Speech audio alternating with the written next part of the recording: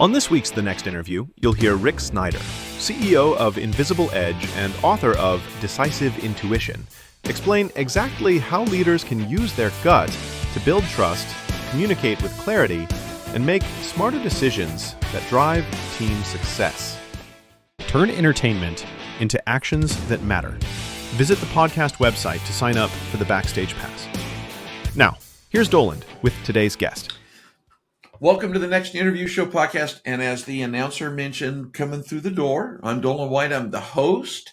And thank you for listening to this episode. I'm always honored with the guests that share the mission to talk about leadership lessons to help you and people that you know be better leaders, learn skills and adapt as leaders. But today, Rick Snyder's on with me. Rick is... we're going to have a really, really good conversation. Just a great conversation.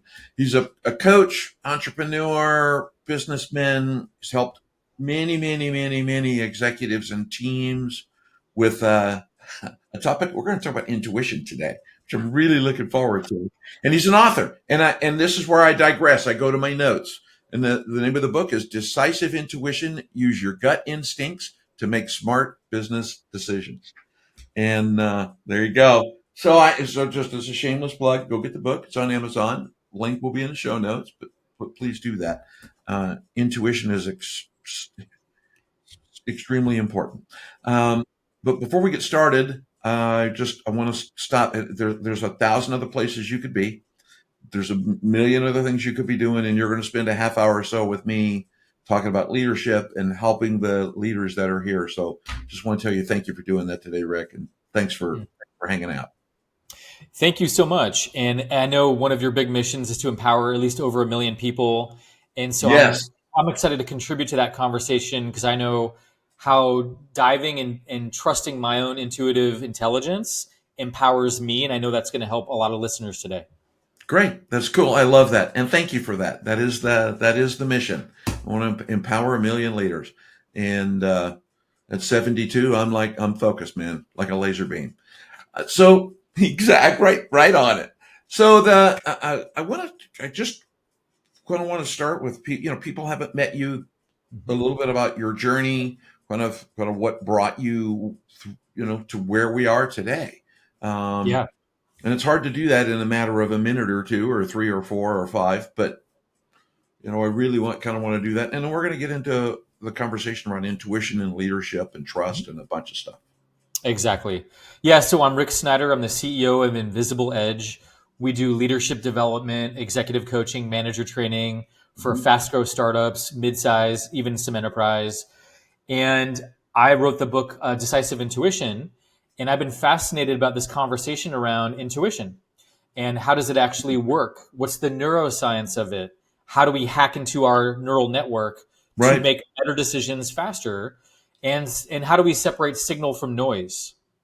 There's a lot of noise out there, as we all know, even more today than ever before. There's also a lot of noise internally with our inner critic and all the negative self-talk that we have as well. How do we start to clear the clouds and separate when we're getting a really intuitive moment about something really important in our lives? And it could be about relationship or career or a strategic decision for our business or a hiring decision. It can be used in so many ways when people leverage this powerful tool. I love that because I think we had a conversation with a friend yesterday, and I see this all the time. I remind people that, and you just touched on it, Rick, which is an important point. Is there's a lot of times I'll talk to a client or I'll be around someone and they'll talk about work-life balance, and I have to remind them that there is no such thing as work-life balance. There's only life. Work's a part of it. So I'm really looking forward to this conversation around intuition because it affects all areas of your life. It affects everything you do, and it's such a powerful. I think it's an often ignored tool, right? Because we're bred to be leaders and managers by fact. That's very true. We're very data driven in a lot of decision making in the corporate and business world. And I'll share one other piece of why I think people don't trust their intuition. Yeah. We're not really taught in our family systems most of our family systems to trust our inner gut and our intuition in that way. Right. Very few role models actually encourage that. So that's part of it. I think the other thing is that we confuse our intuition with emotional reactivity. So Interesting. I can be very fearful about something, and I'll just say, "Oh, my intuition tells me no, I shouldn't go present that case Sure. to the audience, or I shouldn't do the pitch to the VC group." But maybe I'm Yeah. just scared. And so, how do we start to separate these emotionally reactive moments from that quiet, clear voice of our intuition that is not actually very dramatic at all?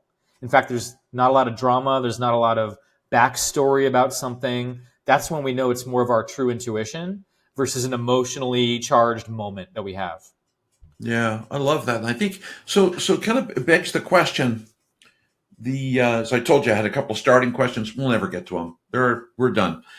So it to me, it kind of begs the question. I think, in life, right? To your point, as we're brought up, we are as kids, intuition and imagination plays a lot of what we do, and it kind of Yes.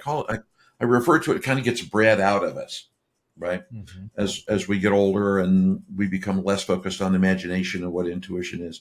Yeah. And so I'm kind of curious about from a leader's perspective that's stuck and particularly as people grow in an organization, they go from manager, and then leader, which is focused on inspiration.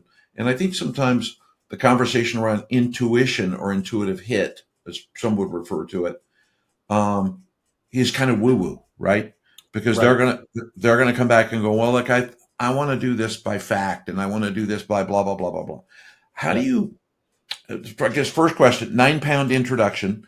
How do you define intuition? What the heck is intuition? Yes. And then what's the path to kind of get back to it where it becomes an integral part of, because you don't discard fact and you don't discard things, but how do you integrate that as a component of what you're doing? Yeah, that's a really good question, and that's why I wrote the book. Is for me, Hmm. it's about combining rational, logical thinking, or what's called systems one thinking a lot of times out there, and systems two thinking, Yeah, yeah. intuitive. Um, it's like using a different channel to get information. And the thing is, our whole neural network is picking up on information all the time. They say 90% of communication is nonverbal. Right. So am I reading the room and picking up on all the nonverbal cues that are happening in a group dynamic or on my Right. team that might not be on the spreadsheet at all? It might not be showing up in the data set. So it's imperative as leaders that we're paying attention, not just from our executive center up here, but we're actually opening up to our whole bodily awareness about how does the situation feel when I walk into a new, maybe I'm coaching or working with a new team for the first time or a cross-functional conversation, and I have to be Sure. able to or with a customer I've never met before or a sales conversation. How do I use my intuition to pick up on all the data that I'm getting in the moment?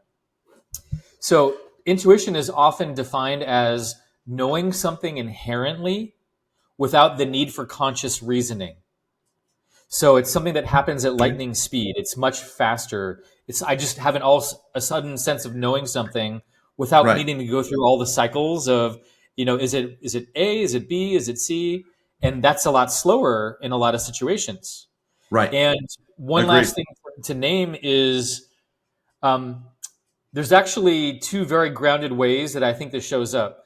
I think entrepreneurs and leaders are using their intuition all the time. And a lot of them actually know it. They're aware of it. Where maybe middle management might not trust their intuition quite yet, or first time managers might not quite be there because they're still following their structure or the system they're inside Yeah. of. Yeah. And yet, when you've made some great decisions in your field and you've been successful, a lot of times when you interview those leaders, which I did in the book, they'll tell you, "I trust my gut," and I've learned to do that over time. It's a trial and error process. Another thing I'll share real quick is I've worked with lab leaders in science.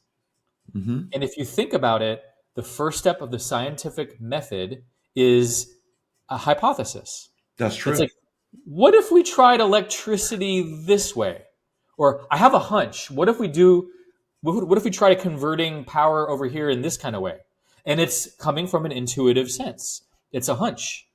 And so real people who do real science, they understand that's part of the process. Right. So that's where in a very grounded way, I've worked with lab leaders, global lab leaders in the scientific Interesting. community. I've Sure. worked with high functioning, executive leaders, and they get it. It's more, I think, first time to mid managers that are still grappling with, hey, that's actually a tool that can empower me.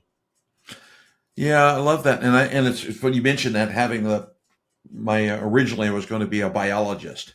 So Okay. hypothesis was always, what happens if I poke this with a stick? Yeah, it'll bite me. Um, my intuitive hit was generally right. But no, so I think that's to your point, the leaders that I've worked with, that I've been around in my career, there's a developmental process around intuition. And I think it just gets more comfortable with it. I think from a manager's perspective, as they're coming into the role or they're learning to lead teams and do the things that they do, there's a concern around intuition because there's gravity that pulls us back towards fact, or gravity I call it the yeah buts. There's yeah buts that occur, right? That kind of drag us backwards. So when that person's kind of going through it, I think one of the I would take a minute or two. Let's talk about trust, if you don't Yeah. mind. Yeah. Because I think one of the components that you lean into is not only just what you talk about with fear of I call it FOPO, fear of other people's opinions, and imposter syndrome, and those kinds of things. Is that trust, and learning to trust that you have the ability to do this. So how do Yes. when people are kind of in that mode, how do you help them progress? So they, Yeah. Let me break it down in a simple way. I think there's three places we get stuck yeah, from living from our intuitive intelligence. The first place is we might not know how to separate signal from noise. So, like we yeah, were talking about earlier, there's a lot of noise out here. There's influential leaders around us that have a lot of sway on and influence us. sure, And yet the direction they're suggesting might not be the right direction at all. And we kind of know it. right, So we're in those moments, do we have the courage? What do we do with that signal? Once again, it might be data on the spreadsheet that doesn't look right. Or we're about to hire someone with the perfect resume, but something's not feeling right in the room. I know right, we've all been there before. So how do we separate signal from noise? How do I get intuitive information? Number one. Number two, I know what I'm getting, but I don't trust it yet. So yeah, to your point, I get the information, but maybe I backtrack. I don't trust it. I let myself be convinced there's a different right, direction that's better. I don't have that fortitude yet in myself and my conviction. And then the yeah, third place we get stuck is I know what I'm feeling. I know what the right answer is. I just don't want to have that conversation. I'm afraid to take boy, action on what I know to be true. right, And my God, I'm not going to say that thing in the meeting. No way. I'm going to get killed. yeah, exactly, So yeah, these are the three places we get stuck. So part of what we do is we try to identify where's the main area that you might be getting stuck in your work life, and then let's really go deeper into that area. And so with trust, how do I start to tease out my intuitive moments throughout the week? I can even do an sure, intuitive journal and right, start like, hey, I got this hunch about something. And I always like to say when you're learning a new instrument, you don't jump out on stage and you don't do a recital in front of the room. You practice in your own room first. So how can you practice with smaller decisions with intuition, and then you can start to build up to the more important decisions for your business? yeah. I think that's I think it comes down to it's the small confident steps and a willingness you're going to get right, some you're not going to get right. It's which is looking over my shoulder at that keyboard that's sitting back there. When you mentioned practicing, oh yeah, practice is incredibly important. Exactly. Um, yeah, which is at my age especially. Um, And just on that note, a lot yeah, of people will say, like, can I really develop? Is it for everybody? Can I develop well, it? Some people seem born with the gift and other people don't.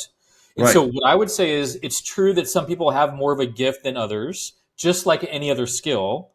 And if you practice it every day, you're going to get better. yeah, So yes, if I practice noticing what signals am I getting in this meeting right now? Oh, my boss is pretending to be excited, but he's really dreading the strategic decision he just announced? Or Right. like, how do I start to notice all the incongruencies around me?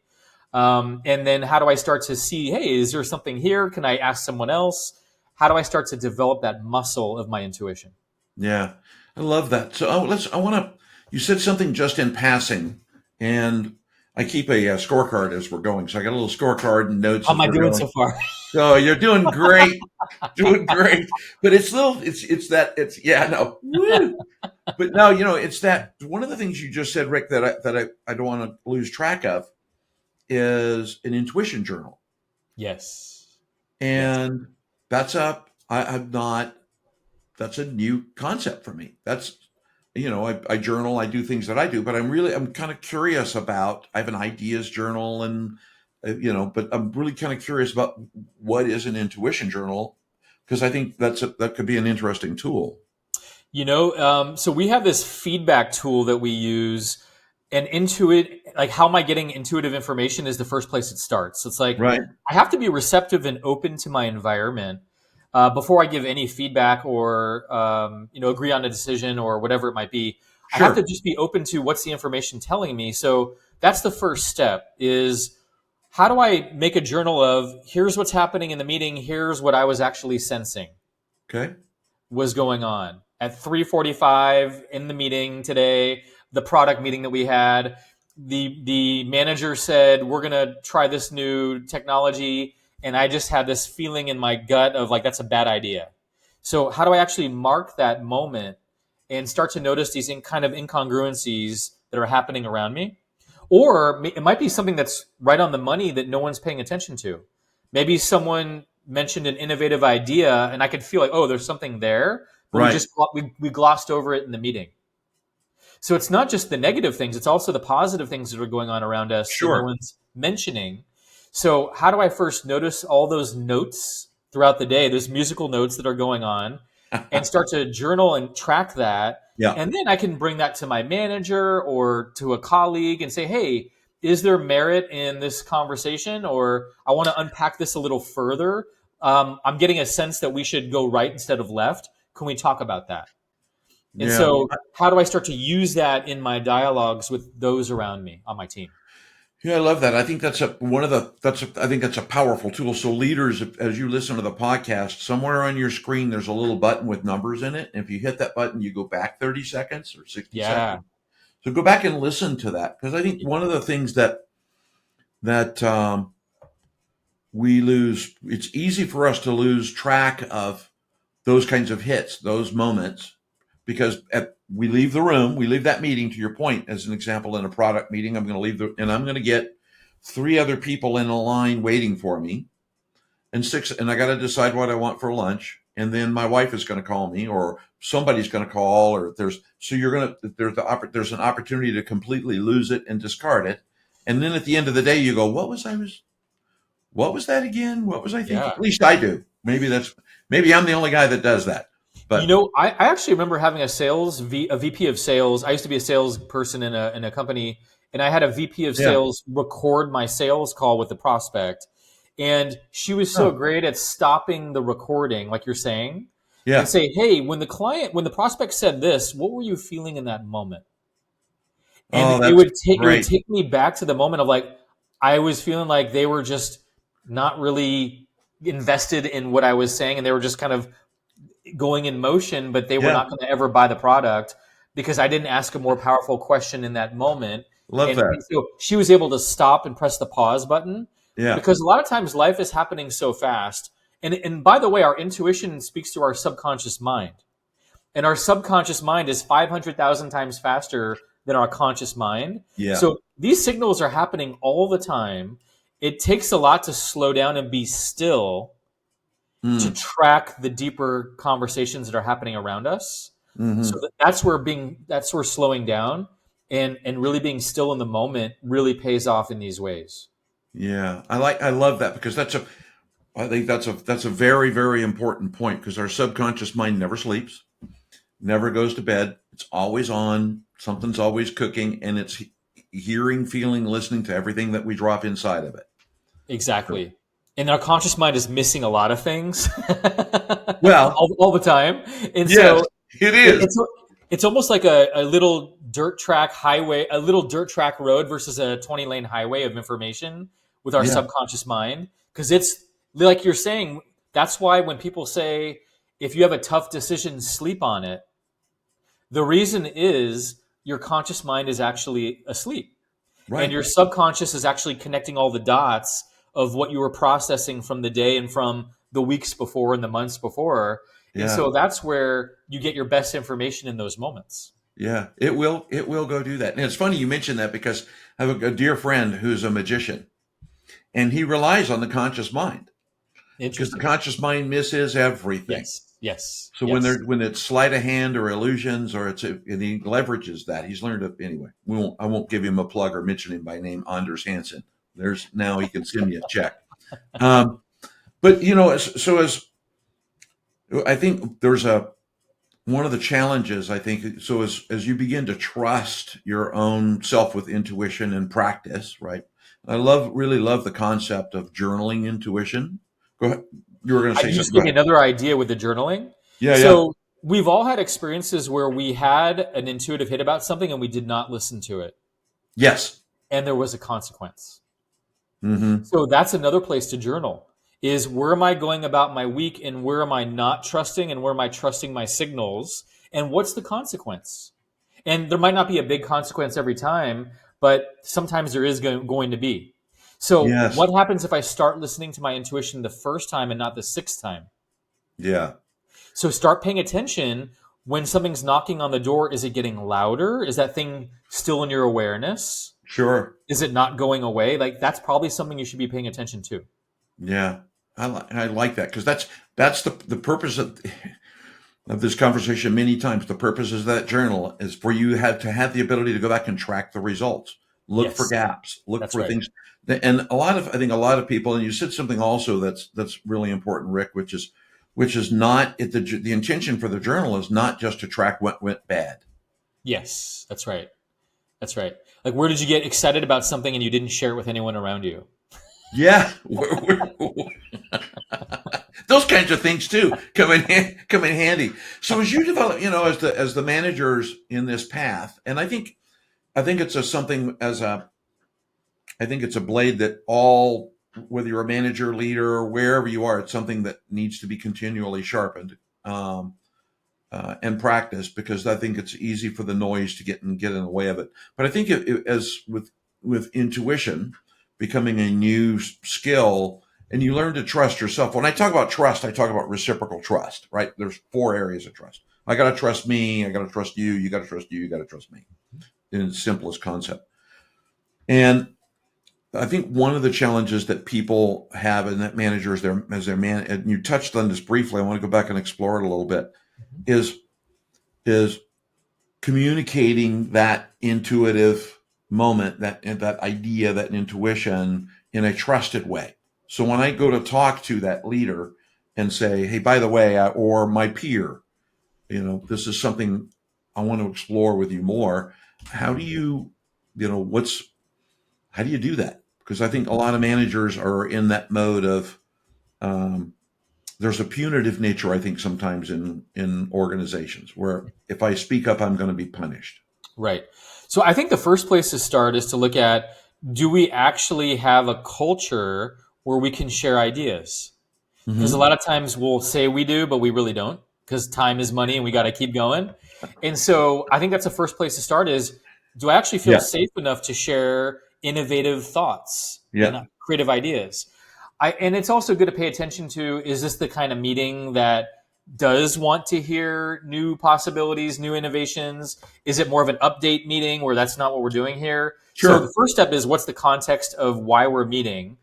And if something keeps knocking on my door, if I can keep feeling a pressure about something like I need to say this to my manager, or I need to share this with a colleague, then I need to really start trusting that, because when I don't honor my inner intelligence, it's going to start going away.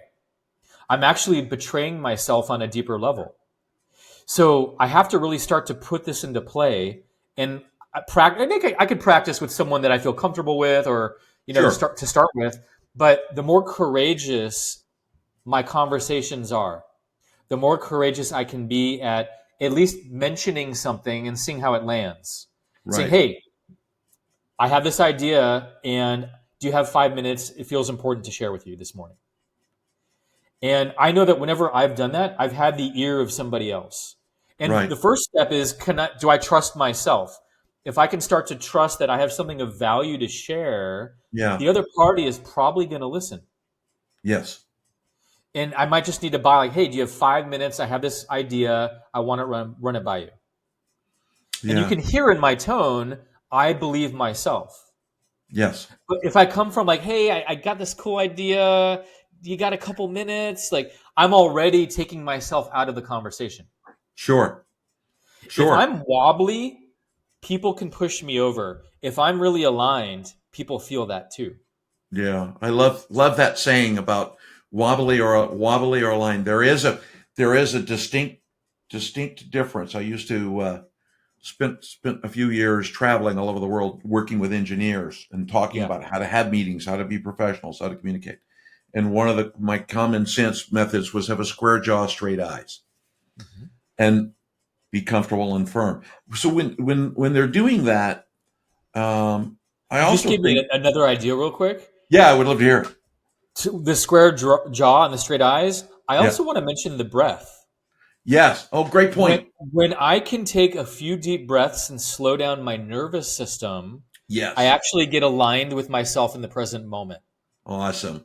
So Steve Jobs, when he would get fried looking at his computer screen, he would Hmm. step away from the computer. He would walk around the Apple campus in Cupertino, California, Yes. barefoot, Yeah. because it would slow him down and slow Right. down his nervous system. And he would start getting intuitive ideas that he would not get looking at the computer screen for another 3 hours. Right. He had a state change, and he knew that because he did a lot of Zen meditation practice. So he Yes. knew how to state change. So that's a real key thing, is the breath is the number one thing that slows down our nervous system and has us be more aware of data around us. Yeah. So it is Yeah. true about square Love that. jaw, looking ahead, but also can we get in our breath, and that helps us get in our bodies in a deeper way as well.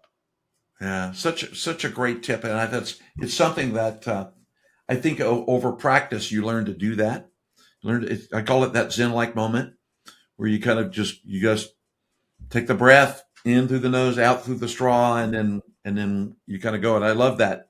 So as leaders, remember that.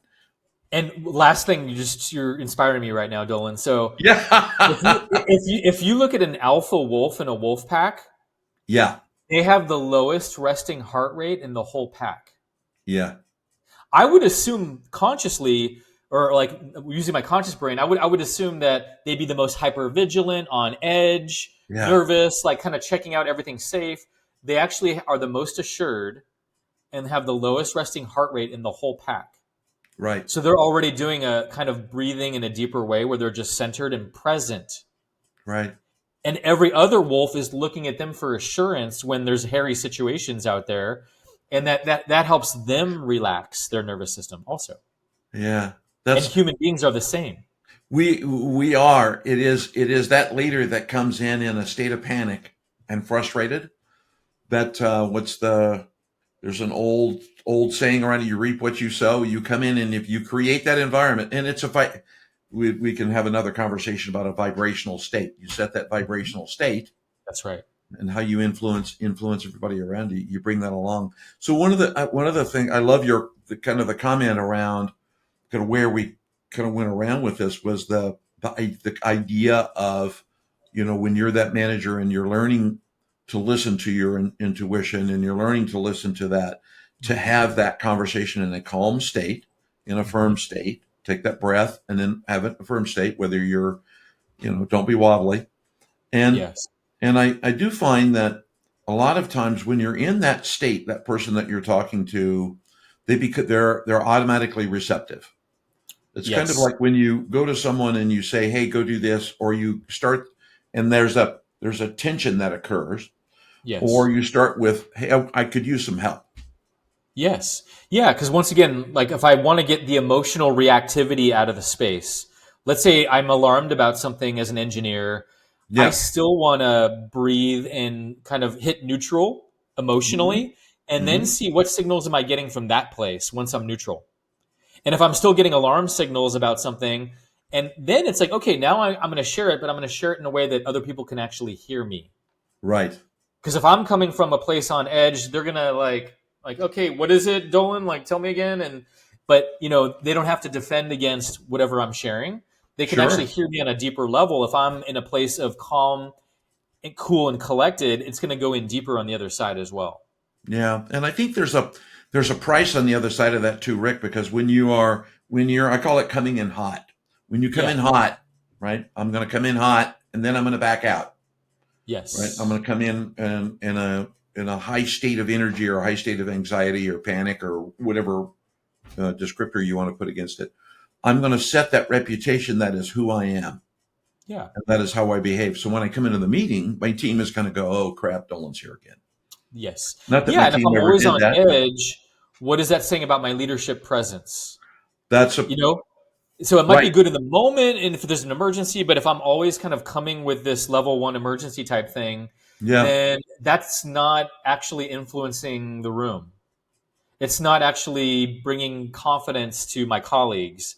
And so it's a really important point around leadership presence and what am I actually signaling to the room about my right, state of mind.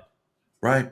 So when you're working with your clients, Mhm. I think one of the things, obviously there's the work that you do around intuition and how intuition plays into, if we can, I like to get into decision making a little bit. Yeah. And then maybe because we're out past the 30 minutes I promised you already. Um, I kind knew of this would happen. I had an I know. intuition. Me too. I know. This may be end up being a two-parter, dude. It might be.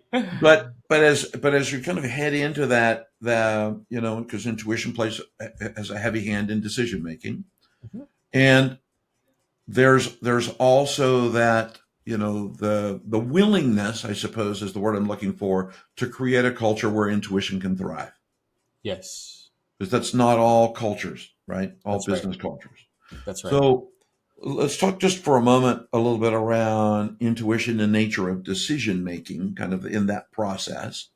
And then because decision making hinges on culture, Hmm. right? That's right. It completely hinges there. So I'm really interested in your perspective on how those two play together.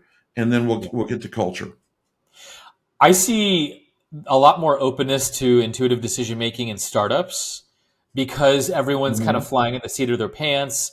There's less rigidity and Sure. structure in the system. And Yeah. then when you get to enterprise level, it feels like you're trying to turn a cruise ship on a dime in the ocean and it's Yeah. just moving very slowly. And so Yeah. there's a lot of rules and templates of how we do Oh, things yeah. here, Yeah. and there's not as much room for intuitive decision making at those unless you're at the top level Sure. and you're at the C-suite of those corporations, and then they will listen to that more. But so I think I do see a difference in that way. And I'll say this: we're never going to get all the data, and we still have to make decisions as leaders. Yes. It's Love that. imperative. And so, what the research has shown is that if we have at least about 40% of the data, that's the best time to incorporate our intuitive intelligence with what we know so far. If we Sure. have 40 to 70% of the data, because we're never going to get 100%, most likely. No. And, and if we don't make decisions, our competitors are going to make those decisions for us, or Yes. AI is going to make that decision for us. Yes. Yeah. So how do we incorporate 40, 70% is the sweet spot to bring in our intuitive intelligence to make better decisions? So that's a good rule of thumb. We also have some decision making tools that we use that bring in the rational thinking Hmm. with the heart intelligence and the gut intelligence. Because I don't know if you know about this, but we actually have a whole neural network in our gut. Yes. It's actually the first brain that we have. When in our Oh, yeah. embryo system, we actually develop our gut brain before our heart brain and our head brain. We Right. also have a whole set of neurotransmitters in our heart brain, which is picking up on information, different kinds of information all the time. Right. So that's why if we're just in our heads, we're losing out on so much intelligence around us. Yeah. I love that. I used to, so we are weird machines. the way all of it works, right? We could have a whole nother about the triunal brain and the three parts of the brain, and I do agree. I think one of the art, this is within, we didn't maybe finish on decisions, but I think one of the art components of leadership is recognizing that it is not just a brain. That's right. That you are a thinking machine, and that thinking machine is comprised of multiple pieces, and each piece serves a purpose. We have mirror neurons, which is our ability to sense and feel what's going on. So if you're in a certain emotional state, and if I'm within 3 to 15 feet of you physically, I can feel that. Even on video, I can feel that. Even if you're saying something, but you're feeling something else, chances are with mirror neurons, I'm going to be able to pick up on what you're really feeling. That's why I think we can kind of sniff through politicians and the media better than we've ever been able to do before, is because we're actually getting more savvy in this way. Yeah. So the whole bullshit meter is actually better than it was 20 years ago, 30 years ago. It's funny you mentioned that because that's for many years. This has always been your policy. 99% of the time, I want your camera on. I want to be able to see your face, see your eyes. I want to be able to do that. There's things we can do from a vocal perspective. There's tonality and pacing and things that we can pick up on that. But I love that reminder of kind of the things that we do. And I think that it's an overlooked, when we talk about leadership, right? Teaching leadership, I teach leadership and empowerment, and there's, structures, and you have structures, and when we're doing that, I think it's an overlooked, and that's why I love this conversation. It's an overlooked part of the process to step away from, vision, strategy, tactics, managing your team, resourcing, P&Ls. Well, this is the package, good to great. That that kind of package into the broader spectrum of who we are as humans. Yes. One of my favorite comments all the time from a dear friend, Blaine Bartlett. We talk all about this all the time, which is a company is merely a group of people in a collection of relationships. Yes.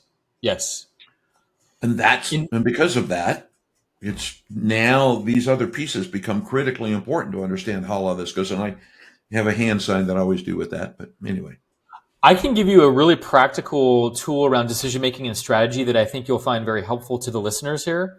That'd be great. And so let's say it's the end of year, we're going into 2026.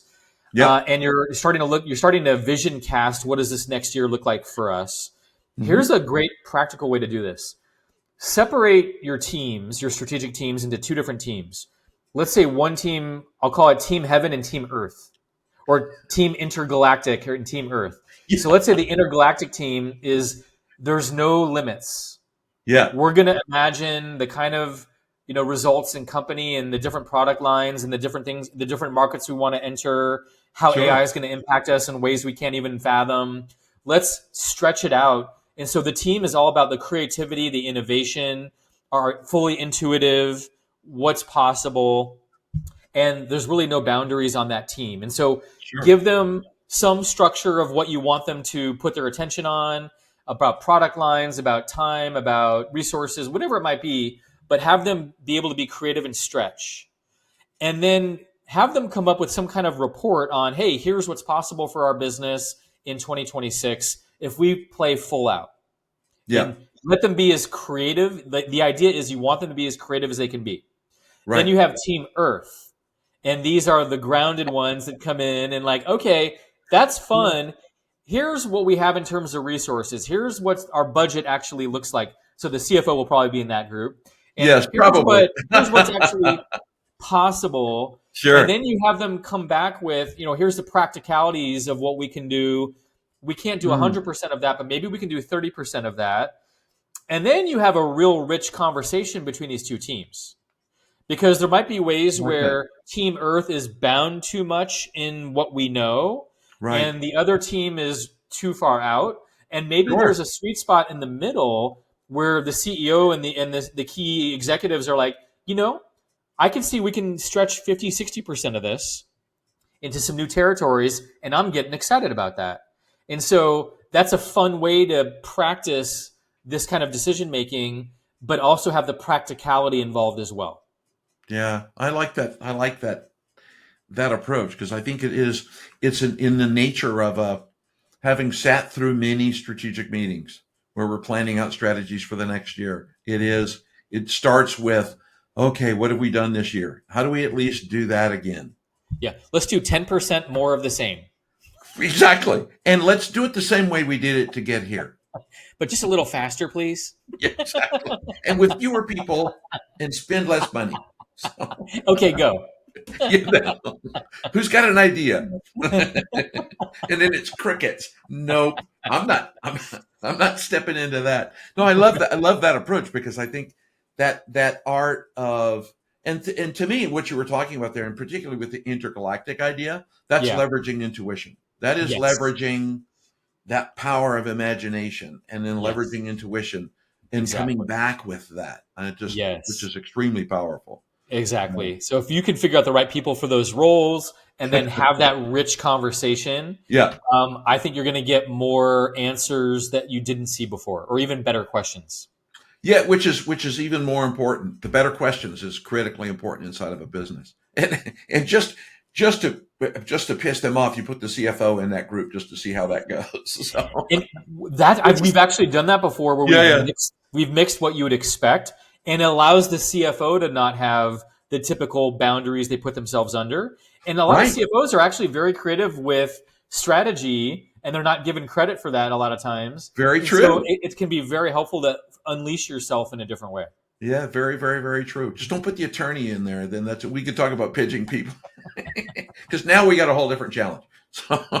So I think one of the and maybe probably at least for this conversation, kind of the unelegant way of saying, okay, let's do one more thing and then we'll end the podcast. Yeah.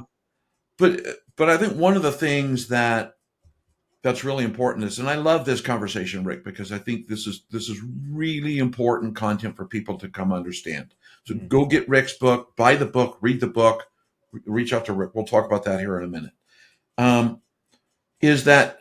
Is creating a culture that accepts intuition as probably a bad word or descriptor, but the word that strikes me is norm. That intuition is a part of what we do, and that's part of our process. We expect people to be intuitive into varying degrees. I would agree, but I'm curious about, so how do you, and that's a cultural shift, I think, for a lot of organizations, and particularly as they get bigger. Yes. So I think it has to start at the top. If I'm a leader if I'm trying to actually create a growth culture, that's going to mean innovation. It's going to mean we have to think outside the box. We have to break things. So as a leader, am I actually leading that by example? Am I actually sharing, hey, I had an intuitive moment about something. I had an idea about something. Let's test it out. Am I actually living that as a leader? Am I encouraging that with my direct reports? Am I actually empowering them to be creative and think outside the box and break things themselves? So it's one thing to say we do that, but are we actually living that? Are we actually leading by example? And are we encouraging that? I think that's probably the best way that leaders can create a growth culture, is to literally encourage that amongst their teams and have brainstorming sessions that are actually called brainstorming sessions, that you can actually think in these ways, and then you can unleash the potential on your team. Yeah, I love that because it's in particularly, Rick, with living it by example, being willing to do that. And I think a lot, and you mentioned this earlier in the podcast, around some organizations, there is the say speak of this is our culture, but there is either not an adoption or a punitive action or something occurs that which in turn breaks trust, right? Exactly. So I'm not going to trust you that that's who you say you are. Right. And therefore, whatever I have as my intuition, I'm not going to tell you. That's right. That's right. And I've sat in a room with a CEO who was screaming at his other executives, "Challenge me! I want you to challenge me!" But he was actually saying, "Don't fucking challenge me." I Don't you know. dare fucking challenge me, is what he was really saying. Yeah. So like, how often does that Yeah. happen, right? Where we say whatever our values are on the wall, but what are we really living? Right. What are we really living day in and day out when no one's watching? Right. That's what tells you about our culture. Yeah. That's the hard part. There's being a musician. There's a nice Blake Shelton song out there about that. Who are you when no one's watching? Exactly. Um, but so I think, as part of the culture part. So there's two dynamics in that. And I know you work in both of these domains. There is the domain where I call it the chewy nougat, right? It's kind of that middle layer inside of the organization that wants to be intuitive, that wants to move forward. And when you're in the room with that executive, that is that person that is screaming at the team. And been there with those people, challenge, and they don't Yeah. want, they clearly are on the other side of it.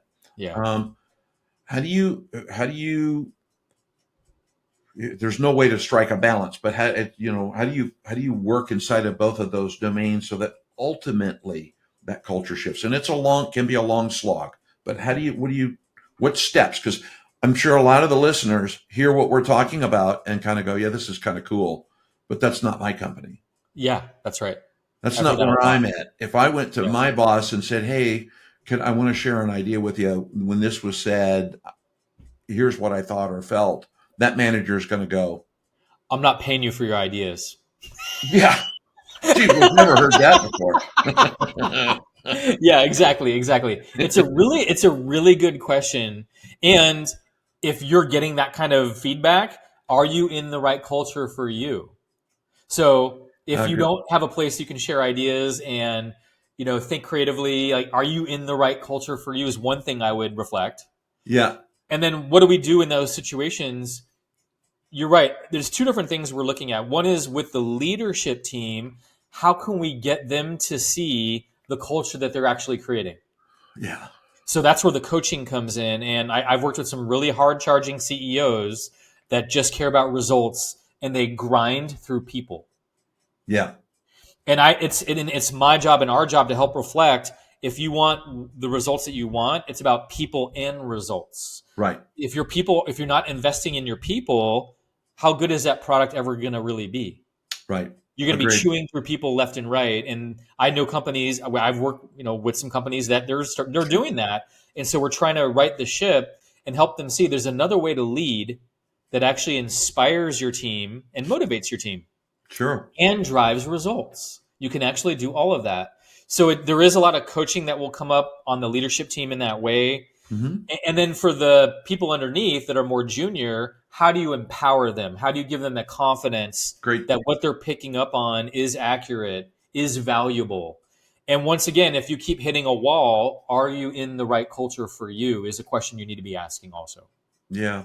Yeah. That's a really powerful statement. And because I think we, it dives into, now we can ultimately dive into change and fear, right? Because Oh, yeah. we are creatures of habit. That's why I Yes. shop at the one and only Ralph's in my neighborhood, which there's 19 of them, but I can go in there and I know where everything is. Yes. Don't send me to another grocery store. Oh my That's God. right. That's Don't do that. I'm a creature. I know how to get there and I know what I'm going to buy. So I think when you're kind of in that mode, I could probably final point kind of around this is you're working in both domains. You're working with that hard charging CEO and it's an indicator when you're churning people, right? Especially when you start looking at turnover stats, um, and it's way beyond the conversation around onboarding costs and replay. All that stuff is neat, but you're burning people out. Yes. Um, Worry about the cost later. Quit burning people. Yes. So when you're in that mode, how do you start bringing them to gluing them together? Because you can solve in the domains, but there's that piece that's got to get glued in the middle. I think you have to reflect the pain point of what they're creating in a way that they can see it. So the whole point of my company, Invisible Edge, is making the invisible visible. Okay. So I remember a CEO bringing us in to do executive coaching with his whole team, and he was a bully with his team. He was blaming them for the reasons they weren't being productive, but he Wow. didn't see that he was actually bullying his team and they were afraid of him. Oh my. And there was a moment in the executive session where he was basically kind of one of the executives shared something vulnerable about how she was overwhelmed, and he was basically blaming her and attacking her, and I had to call a timeout. And I Sure. said, timeout. Do you see how do you see how she's shutting down right now? Yeah. What are you doing that's creating that? Good. And he took, I think for the first time, maybe, he took a moment to see, like, oh, I'm yelling at her. Yes. Do you see how you're not creating a safe space to share the information that you actually want to hear? Sure. How do you think that's actually creating the opposite of a growth culture right now on your very first team, your Right. executive team? So it's showing the mirror as a coach of like, do you see what's happening right now? And those moments are very powerful for them to stop, reflect, and start to get curious about another way to do it. And Mm. if I don't do that, I'm not doing my job. And I could see everyone else, relieved, like, oh, we're actually talking about the real things now. Yeah. And how Yeah. often does that happen in our company? So it can happen. There has to be some willingness to grow on the CEO and the leadership team's part. There has to be some willingness. Sure. They have to be Sure. coachable on some level. And Yeah. if there is, then we can fan the flame to get that going. Right. But I've also worked with some people that are not coachable. And that's also something that I have to reflect to them also, if that's the Right. case. Yeah. And I think that's to your credit, that's the quality of a brilliant coach. The quality of a brilliant coach is being willing to, through candor or whatever mechanism you're going to use, to be able to kind of, this is where I see where you are. Yes. And I always would remind my team, I'm willing to take any kind of criticism as long as you don't tell me I'm short and overweight. Then I got a problem. And you brought me in for a reason. And if you don't like what I'm saying, you can fire me. Exactly. You can fire me. And Yeah. here's what you're paying me for. Here's what I'm seeing. Right. Which is I call it, it's an ethical obligation. Yeah. It's like To have, our Hippocratic oath, you could say. it is part of it. Yes. Which is part of it. And for those of you who are listening, you young people, go look up the Youngins out Hippocratic there, Oath. go look up Hippocratic oath. Go look up Hippocratic Oath.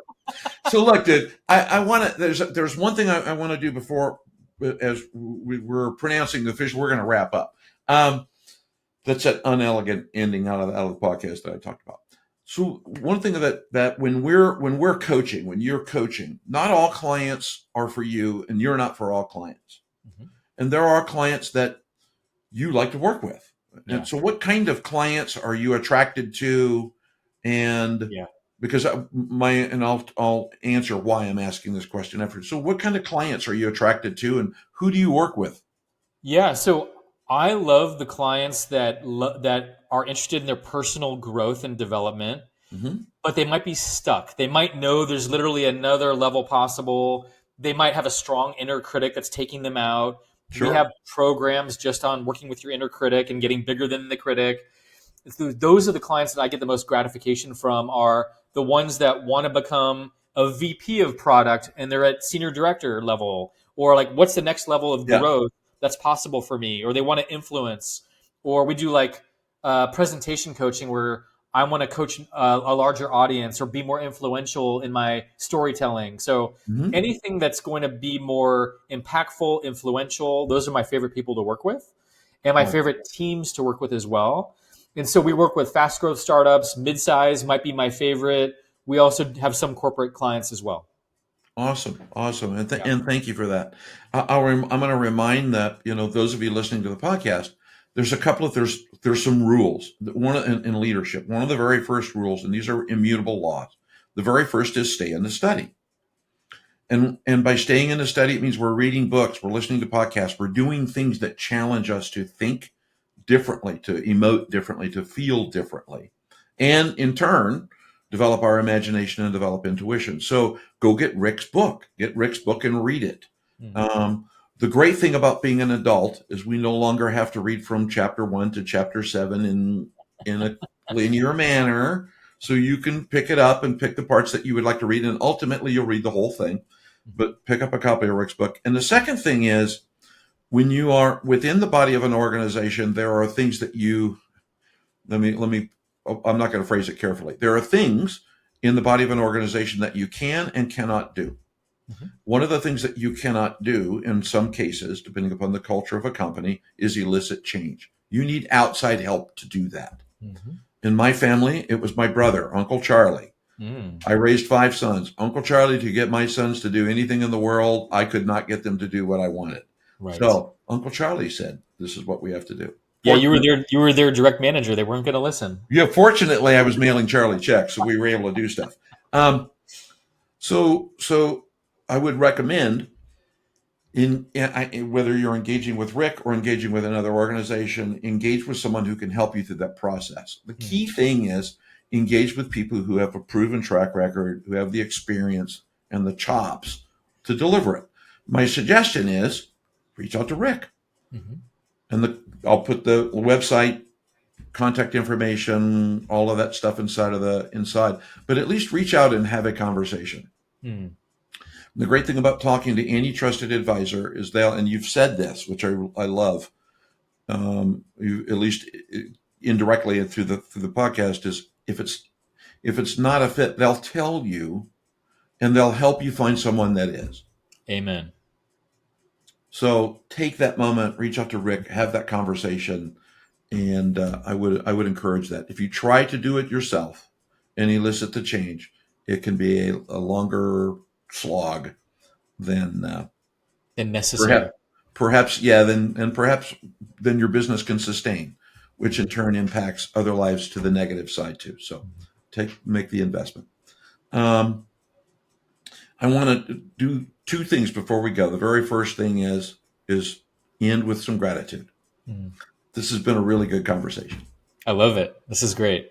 And so just thank you. And we may have broken your record of being an hour long. So I just want to name that also. We're cracking the barrier, baby. This is great. This is great. And I'm also thankful for you. You create an amazing space as a podcast host, and it's just so effortless. So I want to thank you as well. A pleasure. It's a pleasure. I look at it like 2 things. If we can't be here to have fun and have a good conversation, then we probably shouldn't be here. Exactly. So probably shouldn't be doing what we're doing. So grateful for you, sir. Grateful. Likewise. For those listening to the podcast, my ask to you is 2 things. The very first thing is give the podcast a know, like, share, follow. It has nothing to do with vanity numbers. Please. It has to do with the mechanics of how podcasts work. Mm.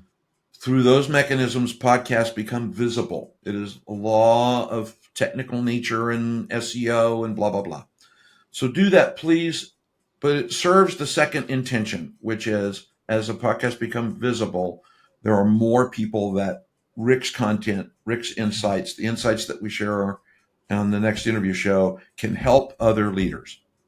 So if you heard 1 thing or 2 things today that help you, go share it with a friend, share it with a leader, because it will help someone else. And we're all on the hook to help each other. So do that. And on that note, I'll tell you, thanks for taking time to be here again, my friend, and hanging out with me for a little while. It was my pleasure. Thank you so much for having me. And let's do it again. All right. We will. Guaranteed. All right. Thanks for tuning in to the next interview show. If today's conversation gave you something to think about or something to act on, follow the show. And share this episode with a leader you know who's ready to step up, because empowered leadership isn't a solo sport.